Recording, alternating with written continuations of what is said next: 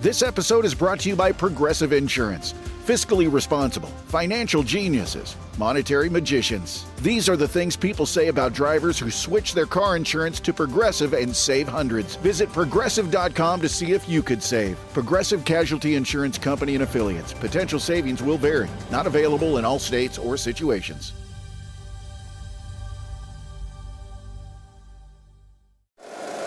Every team, every topic, everywhere. This is Believe.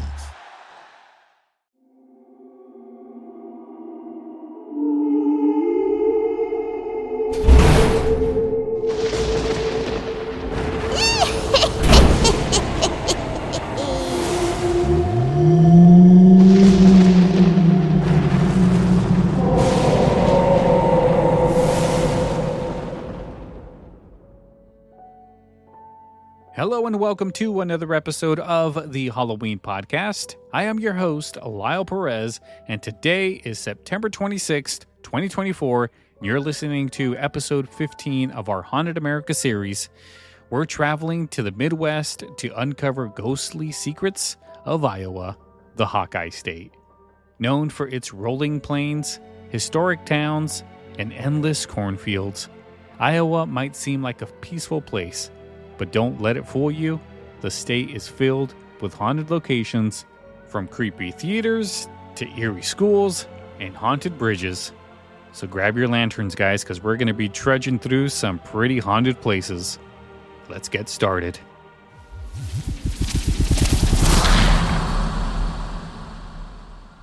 Our first stop is one of the most infamous haunted locations in Iowa, the Villisca Axe Murder House. On June 10th, 1912, this small white house in the town of Villisca became the scene of a horrific crime. Josiah and Sarah Moore, along with their 4 children and 2 young house guests, were found brutally murdered by an axe. The case remains unsolved, and the house is said to be haunted by the spirits of the victims. Visitors to the Villisca Axe Murder House have reported hearing children's voices, footsteps, and even the faint sound of a child crying. Doors open and close on their own, and some have felt an icy hand touch them in the dark. A few brave souls who spent the night here claimed to see shadowy figures and felt a heavy, oppressive energy in the rooms where the murders occurred. Paranormal investigators who have visited the house describe it as one of the most active locations they've ever explored. Some have recorded EVP sessions where children's voices whisper, "Help us," or say the names of their family members. Others have captured video footage of unexplained orbs and objects moving by themselves. One investigator recounts feeling a child's hand grab his own, only to find no one there. The Villisca Axe Murder House is open for daytime tours and overnight stays, but it's not for the faint at heart. Local legend suggests that the killer never left. Some say that he wanders the grounds at night, his shadowy figure glowing in the moonlight by those who dare to look. The house has been featured on numerous paranormal television shows, each team leaving with chilling evidence of the spirits that linger here. The story of the Moore family and their tragic end still draws those fascinated by the macabre, but many leave with more questions than answers, and the unsettling feeling that they are being watched by unseen eyes. Our next stop takes us to Edinburgh Manor in Scotch Grove. Built in 1911, this building was once a poor farm and later a mental institution. It housed hundreds of residents, many of whom suffered from severe mental illness or had nowhere else to go. The manor was closed in 2010, but some believe many spirits never left. One of the most infamous spirits here is known as the Joker. He's said to be a malevolent entity that likes to play tricks on visitors. People have reported feeling a cold breath on their neck or a hand grabbing them from behind. Some have seen a dark, shadowy figure darting through the hallways or felt an overwhelming sense of dread in certain rooms. Paranormal investigators have noted high levels of electromagnetic activity, and one team even caught a door slamming shut on camera, though there was no breeze or human cause. But it's not just the Joker who haunts Edinburgh Manor. There are other, gentler spirits too. A young girl named Susie is often seen on the second floor. She's been spotted peeking out from behind doors, her laughter echoing down the empty halls. Guests have left toys for her, only to find them moved or missing the next day. There's also the ghost of an elderly woman who is believed to have died in her room. She's often seen sitting in a rocking chair, knitting something that only she can see. Paranormal teams who've visited Edinburgh Manor have documented everything from unexplained cold spots to sudden bursts of static electricity. One team even recorded what sounded like a conversation between two spirits, discussing the visitors in hushed tones. Edinburgh Manor offers ghost tours and overnight investigations, making it a hotspot for those looking to experience its haunted history firsthand. Now we're heading to the Mason House Inn in Bentonsport. Built in 1846, this historic hotel has hosted countless travelers over the years. During the Civil War, it even served as a hospital for wounded soldiers. Today, it's known for its ghostly guests who never check out. The inn is said to be haunted by several spirits. One of the most famous is the ghost of a young boy who was often seen playing in the hallways or peeking around corners. Guests have reported hearing the sound of a bouncing ball and feeling a small hand tugging at their clothes. There's also the spirit of a nurse who cared for soldiers during the Civil War. She's often seen near the stairs, wearing an old-fashioned dress and carrying a lantern. She's been known to guide lost guests back to their rooms. One guest recalls waking up in the middle of the night to find the nurse standing over their bed, gently tucking in the covers. Paranormal investigators have picked up strange noises like the sound of a hospital gurney rolling down the halls and the faint smell of antiseptic. Some even report feeling a heavy pressure on their chest, as if they were being watched closely. The Mason House Inn remains open, and visitors come not just for the history, but for the chance of meeting one of the spectral residents. Next, we visit the elegant Hotel Blackhawk in Davenport. Opened in 1915, this hotel has seen its share of high society and famous guests, but it's also home to some unexplained activity. The most famous ghost at the Hotel Blackhawk is a woman who fell to her death in the 1920s. She's often seen in a long, flowing dress, wandering the halls and appearing suddenly in the mirror before fading away. Guests have reported lights flickering, doors locking and unlocking by themselves, and hearing a woman softly singing in the middle of the night. In one chilling encounter, a housekeeper reported feeling a hand touch her shoulder while cleaning a room, only to turn and find no one there. In the hotel bar, bartenders have heard the sound of glasses clinging and chairs moving when the room was completely empty. Paranormal investigators have noted strange temperature drops and unusual energy spikes in the area where the ghost is most often seen. The Hotel Blackhawk remains a luxury destination, but those who stay overnight may find themselves in the company of a ghost. Next, we head to Council Bluffs to visit the Squirrel Cage Jail. Built in 1885, this unique rotating jail was designed to prevent inmates from escaping. Its odd cylindrical shape and mechanism system made it a marvel of engineering, but also a place of suffering for those imprisoned within its walls. Visitors to the jail have reported hearing the sounds of cell doors opening and closing, even though the mechanical system no longer functions. Some have seen shadowy figures moving through the corridors or heard whispers and disembodied voices. One ghost, believed to be a former inmate who hung himself in his cell, is said to appear at the top of the spiral staircase, looking down with a sorrowful expression. Paranormal investigators have documented high EMF readings and captured unsettling EVP recordings of what sounds like a man's voice moaning, "I'm still here."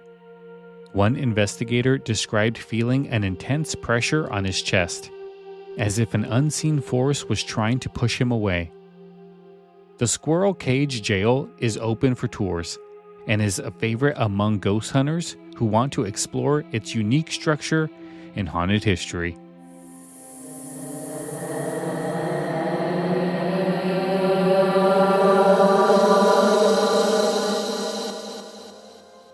The highest achievers among us are the people still striving, still reaching for something. The people who aren't satisfied to stay where they are and want to keep climbing higher. And it's those people who approach the impossible and embrace it. There's a vehicle for people like that. It's called the Defender. The Defender is an icon, reimagined for a new generation of explorers through thoroughly modern design. Its interior is modern and functional, with rich material finishes and quality craftsmanship. When you're in a Defender, you can tell the interior is built for purpose. Luxury appointments throughout and practical storage options ensure you adventure in comfort. This is a vehicle capable of great things and engineered to meet challenges head-on. Wherever you're headed, experience the Defender's legendary capability, both off-road and on. And there's a family of vehicles for Defender. Meet the Defender 90, Defender 110, and the 8-seat Defender 130. Are you ready to embrace the impossible? Explore the Defender at LandRoverUSA.com. Our next location is the Franklin Hotel in Strawberry Point, built in 1903. This charming hotel is known for its cozy rooms and friendly service, but it also has a reputation for ghostly visitors. One of the most talked about spirits is that of a man named Henry, believed to have died in the hotel many years ago. Guests have seen his figure standing by the window or pacing in the lobby. Some have felt a cold breeze rushing past them, and a few have heard a voice softly humming an old tune.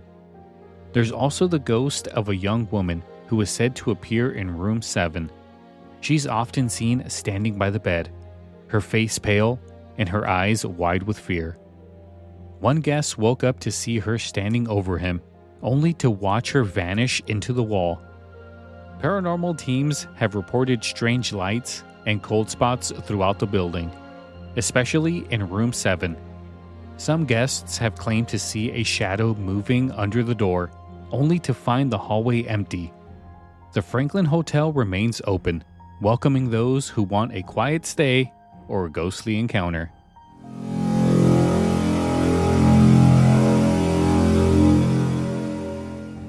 Now we move to the Dubuque Grand Opera House, a historic theater that opened its doors in 1890. This beautiful venue has hosted countless performances, but some say the ghosts of past performers still take the stage. The most famous ghost is known as the Lady in White, believed to be an actress who died tragically during a performance in the early 1900s. She's often seen in the balcony, watching the show with a wishful expression. Staff members have reported seeing her walking through the aisles or standing in the wings, as if waiting for her turn to perform. Some have heard faint applause, even when the theater is empty, or catch a glimpse of a shadow moving behind the curtains. Paranormal investigators have detected unusual energy spikes on stage and in the dressing rooms, where lights flicker and objects move on their own. One investigator captured an eerie photograph of a figure standing on the stage, wearing an old costume from a bygone era. The Dubuque Grand Opera House is still active, and visitors may find that not all of its patrons are from this world.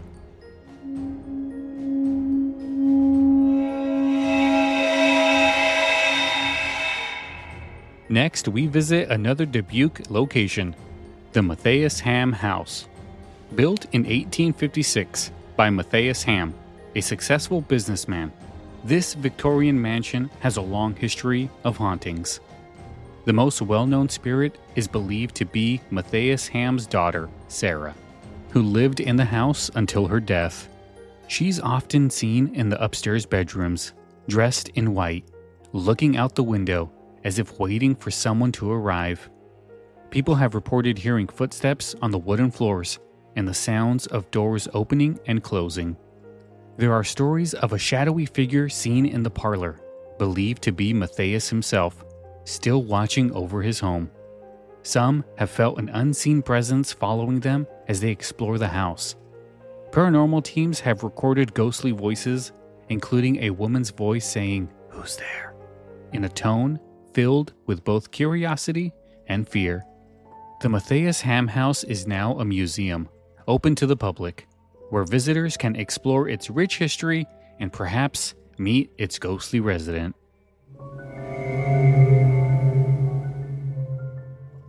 Our next stop is the Canteen Lunch in the Alley, a small diner in Ottawa that's been serving up comfort food since the 1930s. But it's not just the food that draws people here. It's the ghostly stories that surround it.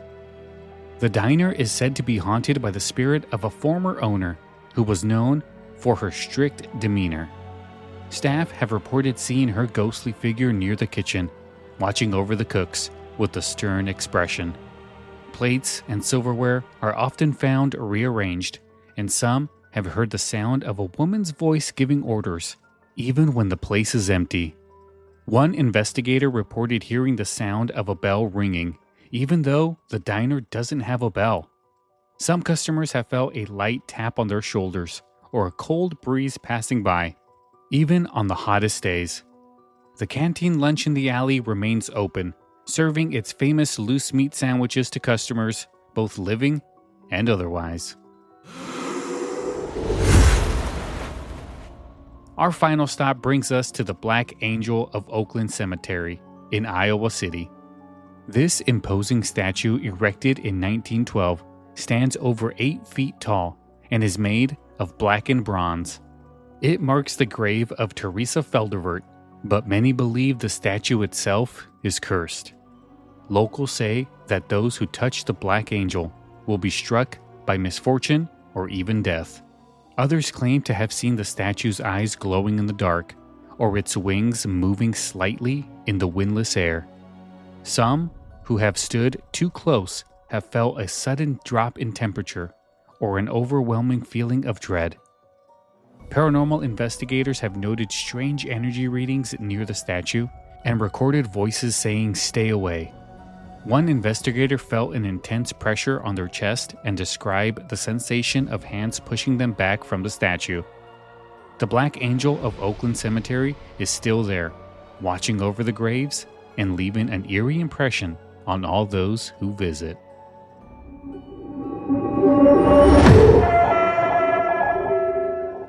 And there you have it, everybody. That is our look at the state of Iowa. Thank you guys so much for sticking with me on this Haunted America tour. We're stopping by every single state. I know 50 episodes, 50 days gets kind of grueling, but hey, we love ghost stories, we love hauntings, and the Halloween podcast is going to cover them all. If you're enjoying this series or you enjoy the Halloween podcast in general, please hit that subscribe button. Leave us a 5-star review wherever you're getting your podcasts from. And if you have any questions, comments, or want to suggest anything for a future show, go ahead, send me an email, thehalloweenpodcast@gmail.com. If you want to support the show, head on over to our website, thehalloweenpodcast.com, and order some of that beautiful podcast merch. And let's not forget about our Facebook page, facebook.com/thehalloweenpodcast. Be sure to tune in tomorrow as we continue our Haunted America series in the state of Kansas. We'll explore haunted hotels, eerie graveyards, and so much more. Until then, guys, I will see you later. Have a good night.